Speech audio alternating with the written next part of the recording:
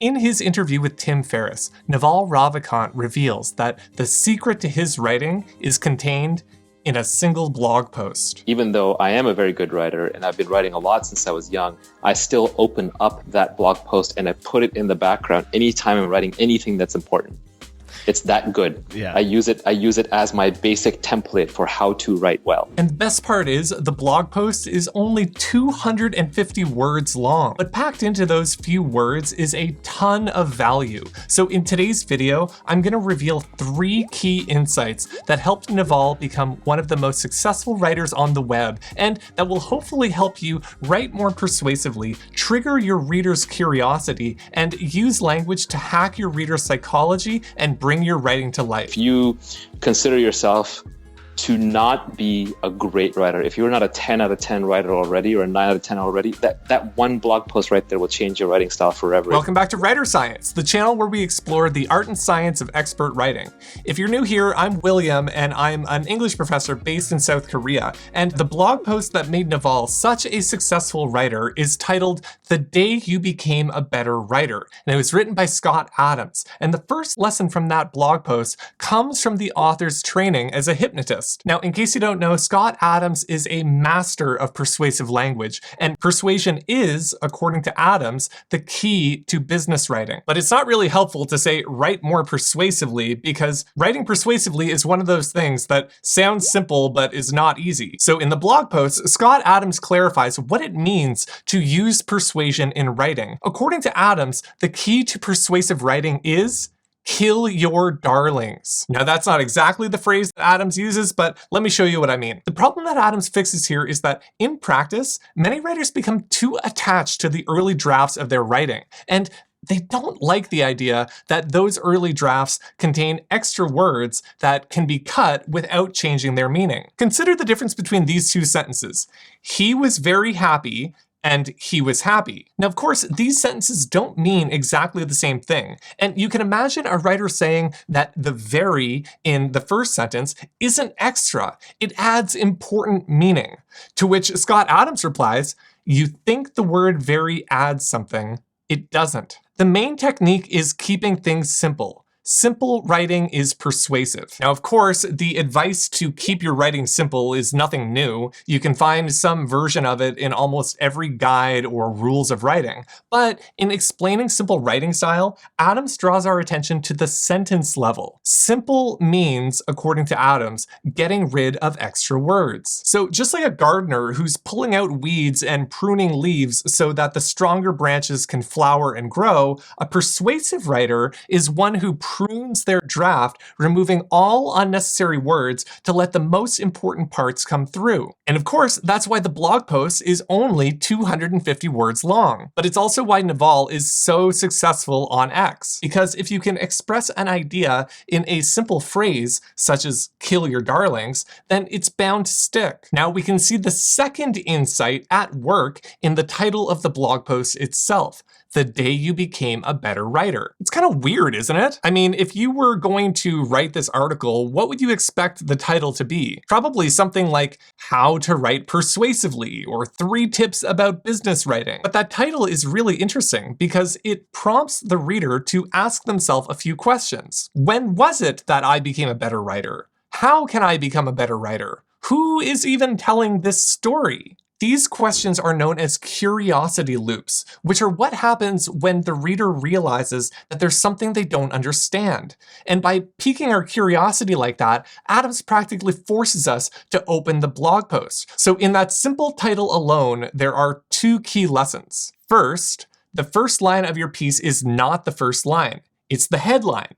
A lot of writers treat the title like some parking lot that they need to fill up with keywords, something which tells the reader exactly what the piece is going to be about. And that's fairly logical, but giving it all away in the title fails to trigger the reader's curiosity because it doesn't open up any curiosity loops. It basically just opens up the kimono and shows the reader everything that's inside. And that's the second point, that even before the opening line, the headline itself needs to trigger curiosity. That's the feeling that makes us binge on TV shows and detective novels. And to use it in your own writing, here are 4 strategies for triggering curiosity. And why don't you see if you can figure out which one of these strategies Adams uses in the title, The Day You Became a Better Writer. First, pose a question or an incomplete puzzle. Second, signal that someone else possesses knowledge that they are missing. Third, violate their expectations to trigger a search for an explanation. And fourth, expose them to a sequence of events with an anticipated but unknown resolution. So now we see what makes the title of that blog post so compelling. It's designed to surprise anyone who already has the desire to become a better writer. And by violating the reader's expectations in that way, by saying, the day you became a better writer, it makes the reader feel like there's something missing that they don't know and that they really want to find out. Which brings us on to the third point, which I absolutely love because it uses a clever grammar trick to activate the visual part of your reader's brain.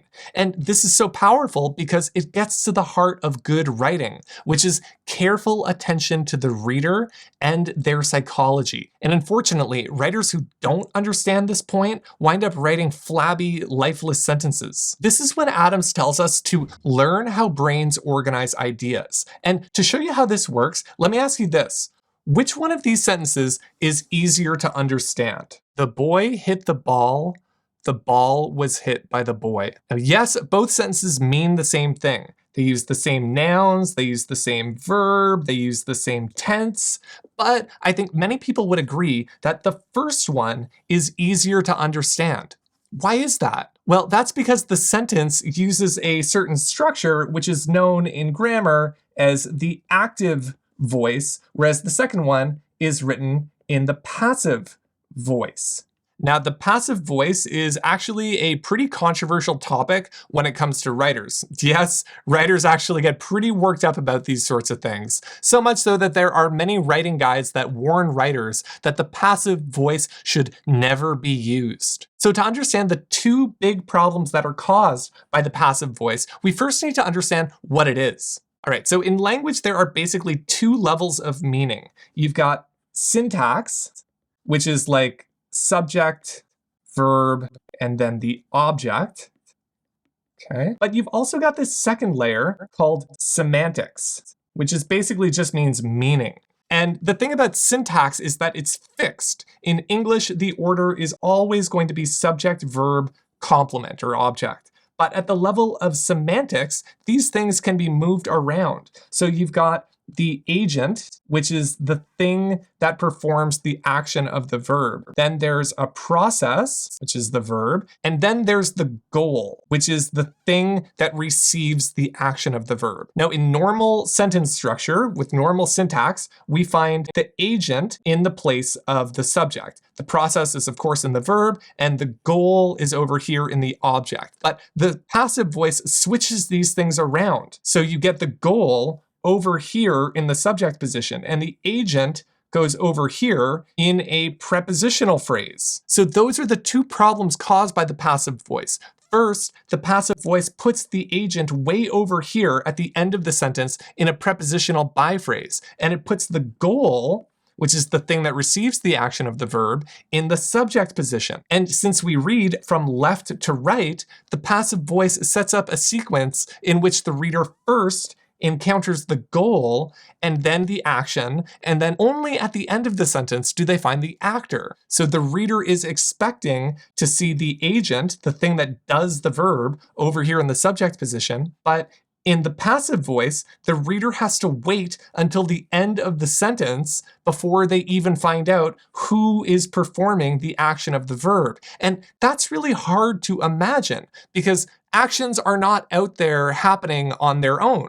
There are agents who are performing those actions. So if I write to you in the passive voice, you can't actually picture what I'm talking about until you get to the end of the sentence. But the second problem caused by the passive voice is even more important because look at what it does to the verb. With the active voice, we've just got the verb is matched up with the process. It's right here. But if you want to make the passive voice, you actually have to shift the action out of the verb phrase. You need to introduce the verb be. The passive voice is always the verb be plus the past participle. So the passive voice makes an emphasis not on the action, but on this flabby be verb. And that's such a boring verb. Like, we use the verb to be in order to describe or define something. So with the passive voice, you're taking the life and the energy out of your sentence, putting it over here in this past participle, and you're making the focus this lousy be verb. In effect, the passive voice sort of sucks the life out of the sentence. But Adam's point is not just about the active voice and the passive voice. That was just an example. Later on in the section about reader psychology, he says, all brains work that way. Notice I didn't say that is the way all brains work. All brains work that way is easier to understand because you've got the agent over here in the subject position and the action in the verb. But when it comes to the second sentence, that is the way that all brains work, what have you got? Well, in the subject position, we don't have a character, but we've got a pronoun, which is referring to an abstract idea. And the verb, again, is not an action, but one of these boring be verbs. So the same principle applies. Our readers want characters in the subject position and actions in verbs. That is easier to picture. It activates the visual part of our brain. So unless you have a very good reason to use the passive voice, and there are some really good reasons, just so we're clear about that, then you should always default to the active voice. But this advice about the passive voice is going to give a lot of writers the wrong idea about the active voice and the passive voice. I'm afraid that many will take it as a hard rule to never use the passive voice, and that is not the point. The author, David Foster Wallace, has a great point about teaching the passive voice. He said, it's really tricky because if you say to students, never use the passive voice, you're an idiot. Sometimes the passive voice is exactly what you want, but not all the time. And probably not more than 5% of sentences really need to be in the passive voice. So before you take it as a hard rule to never use the passive voice, it's important to remember that languages are organisms. They're always evolving, they're always adapting, and they're always trying to become more efficient. So just like any organism, a language is not going to keep a word or a grammar form that doesn't have some important function. And the passive voice is an important tool in every writer's toolkit. So the day you understood how to use the passive voice effectively is the day you watch this video right here, because it's going to teach you how to stop following useless writing rules like never use the passive voice and start making active decisions about your own writing. So be sure to go check it out.